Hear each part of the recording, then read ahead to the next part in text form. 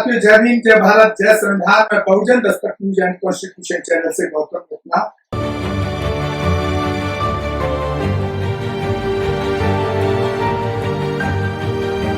क्षेत्र से जीत के आए हैं जिन्होंने वोट दिया है। सर, मेरा सवाल ये नहीं है जो आप मुझे कह रहे हैं।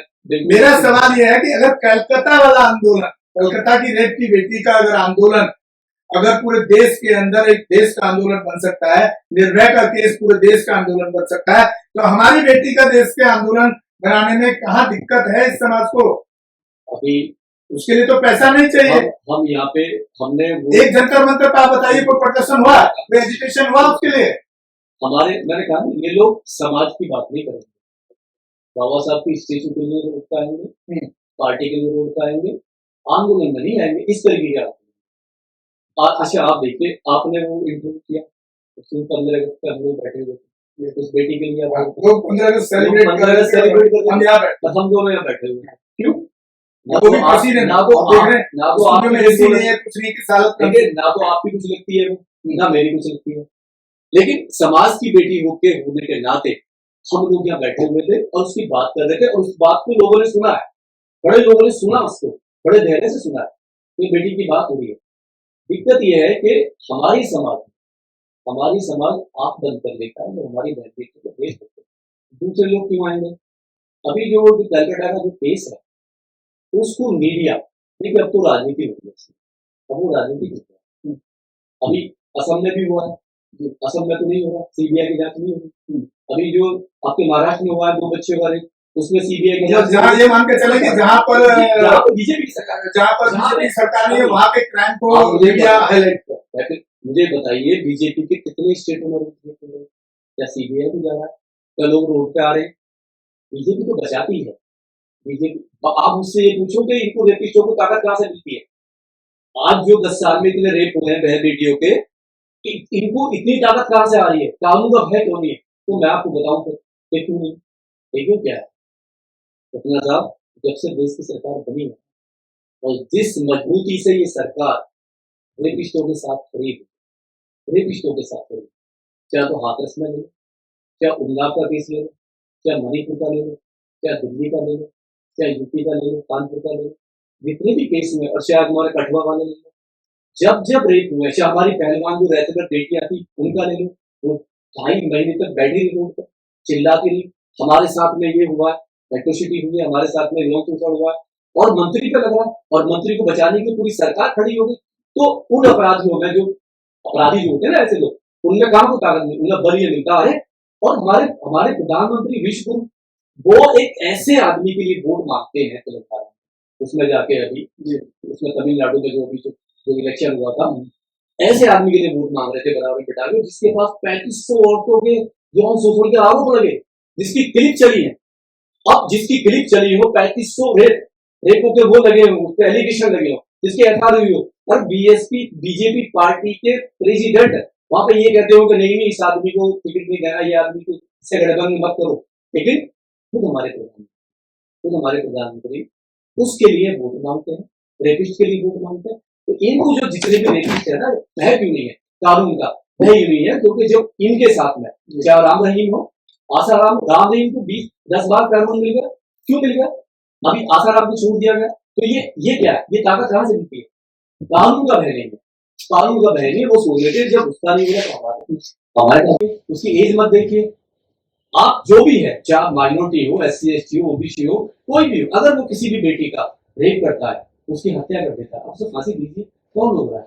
चाहे कोई पॉलिटिशियन हो, कितना ही बड़ा आदमी हो, लेकिन जब आप अपनी पार्टी देखेंगे, उसकी कुर्सी देखेंगे, उसकी जाति देखेंगे, उसका धर्म देखेंगे, तो फिर ऐसे रेप को कैसे रोक पाएंगे? एक बेटी कलकत्ता की पूरे देश की बेटी हो जाती है, मुजफ्फरपुर की बेटी खाली मुजफ्फरपुर की बेटी हो जाती है, वहां पे लाठीचार्ज होता है, जो लोग आवाज उठा रहे हैं, और वहां पे 17 लोग अरेस्ट भी किए, 17 लोग अरेस्ट किए हैं। और बंगाल में क्या हो रहा है?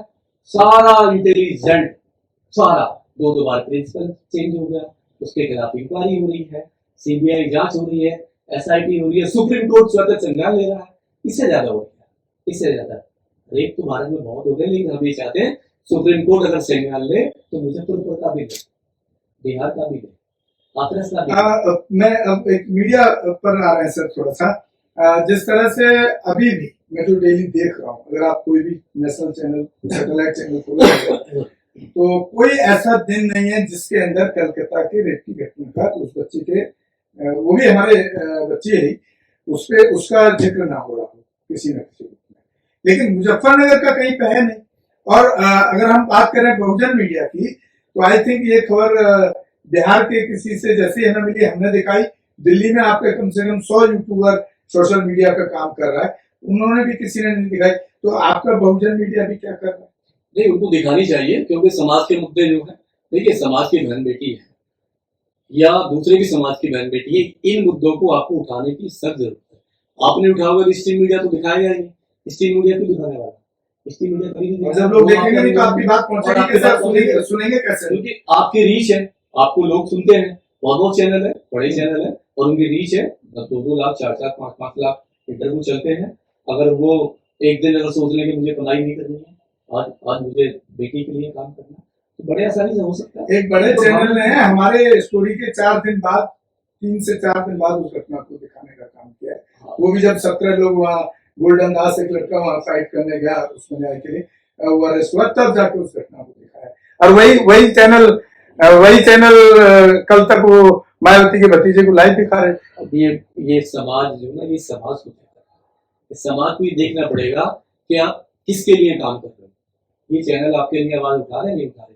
अरे इतना तो आप कर ही सकते हो कि बहुजन मीडिया का ठप्पा आपका लगा ही हुआ है, तो बहुजन कहाँ देखेगा?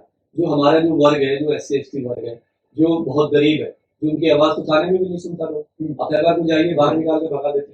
तो अगर तब उस टाइम पे आपका दायित्व बनता है कि आप उसकी आवाज बने, जैसे स्ट्रीम मीडिया बनना है। देखिए स्ट्रीम मीडिया में जहाँ भी जनरल के साथ कुछ भी होता है, वो पूरे 10 दिन स्टोरी चलाते हैं, पूरे 10 दिन चलाते हैं, क्योंकि उन्हें लगता है कि उनके समाज का है, उनके अपने परिवार का बेटर है।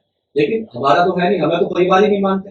अगर हमें वो परिवार मानते होते तो हमारे सोकोल्ड जितने भी मुद्दे हैं, जितने भी आंदोलन है, एक आंदोलन क्लिप भी नहीं चलती हमारी। हमारे कितने सारे आंदोलन होते हैं, आज दिन हमारी सभाएं होती है, प्रदर्शन होते हैं, मीटिंग होती है, कभी भी मीडिया आएगा ही नहीं, कभी दिखाता ही नहीं है। लेकिन हमारा जो चैनल है, हम आपसे यही अपील करते हैं, जितने भी हमारा बहुजन मीडिया है, सोकोल्ड मीडिया के एकमात्र चैनल जो है वो हमारे ही है, और देश को उसकी जरूरत भी है, और आपको प्यार भी बहुत मिलता है, आपके पास समाज सब कुछ दे रहा है। तो आपसे अपील है कि ऐसे मुद्दों को भी आप ध्यान में रखें, और उन जो गरीब लोग हैं, जो बेचारे बहुत कमजोर हैं, और उनकी आवाज बनिए और इंसाफ की लड़ाई में उनकी मदद कीजिए। बहुत बहुत डॉक्टर साहब, काफी लंबी चर्चा हो गई और गर्मी भी बहुत ज्यादा है, हमारे स्टूडियो में AC भी नहीं है, तो इसको यही विराम देंगे। बहुत बहुत शुक्रिया डॉक्टर साहब, JK गौतम साहब का, बड़ा कीमती टाइम निकाल करके आते ही हैं, सिर्फ बोलते नहीं हैं बल्कि करते हैं। आप उनको देख सकते हैं, समाज का कोई भी मुद्दा हो, कहीं पर भी वो पीछे नहीं हटते हैं। तो खाली यहाँ बोलने का सवाल नहीं है, सवाल एक अंदर से पीड़ा का भी है। चाहे वो मैं भी अगर खाली चैनल पर दिखा दूं तो उससे क्या होने वाला है। तो मेरा कोशिश भी ये रहता है कि जो इस तरह के केसेस हैं उस पर हम फॉलो अप करें, उसमें जस्टिस के लिए हम क्या फाइट कर सकते हैं उसको करने की कोशिश मैं तो खासतौर से हमेशा करता हूँ। तो साथियों, इसी के साथ विदा लेते हैं। आप हमारे channel Bahujan Dastak news and constitution दोनों चैनल को देखते रहिए, ताकि हम इस तरीके के हमारे समाज के ऊपर कहीं भी कुछ भी एट्रोसिटी का मुद्दा हो, राजनीतिक हो, सामाजिक हो, तो जितना आप देखेंगे उतना लोगों तक हम इस तरह की घटनाओं को पहुंचा पाएंगे, तब लोग इकट्ठा होकर के उसके खिलाफ एक लड़ाई के लिए भी आगे आएंगे। इसी के साथ विदा लेते हैं। जय हिंद, जय भारत, जय संविधान। बहुजन दस्तक न्यूज से गौतम रत्ना। हमारे चैनल लाइक, शेयर, सब्सक्राइब देखना मत भूलिएगा। जय हिंद, जय भारत, जय संविधान। नमो बुद्धाय। धन्यवाद। चैनल आर्थिक समस्या से गुजर रहा है। अगर आप बहुजन समाज में बाबा साहेब अम्बेडकर और तथागत बुद्ध की विचारधारा को अधिक से अधिक लोगों तक पहुंचाना चाहते हैं, तो हमें आर्थिक सहयोग प्रदान करें, ताकि हम अपने चैनल के माध्यम से देश विदेश में समता, बंधुता, एकता और संवैधानिक अधिकारों को ज्यादा से ज्यादा लोगों तक पहुंचा सके। आप अपनी सहायता राशि नीचे लिखे खाते में जमा करा सकते हैं। खाता धारक गौतम रत्ना, खाता संख्या 316957686551, IFSC कोड SBIN 0060 336 बैंक भारतीय स्टेट बैंक। आप हमारे बैंक खाते का विवरण स्क्रीन पर भी देख सकते हैं।